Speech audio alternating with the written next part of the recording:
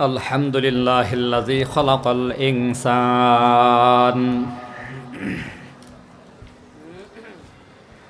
وعلمه البيان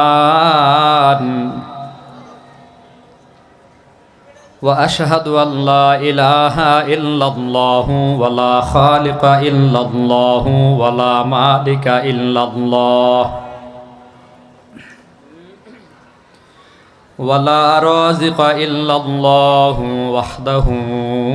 لا شريك له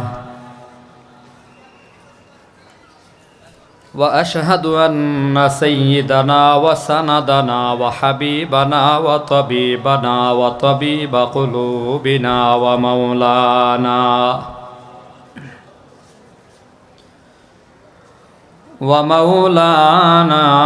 محمدا عبده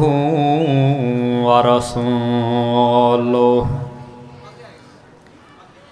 صلى الله تعالى عليه وعلى آله وأصحابه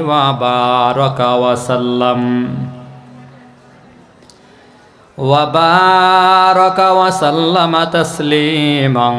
كثيرا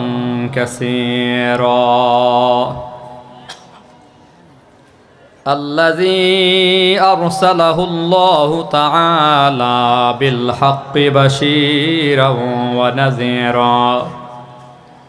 وداعيا إلى الله بإذنه وسراجا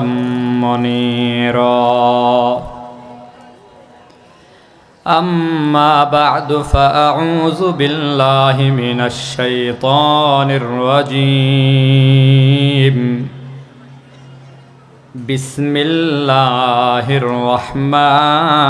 الرحيم لقد كان لكم في رسول الله أسوة حسنة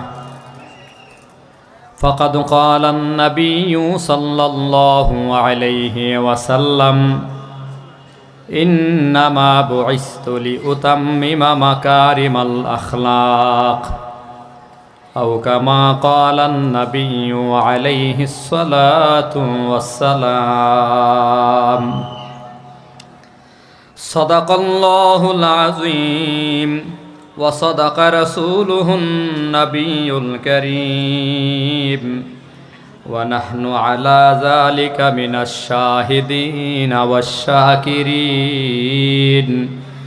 والحمد لله رب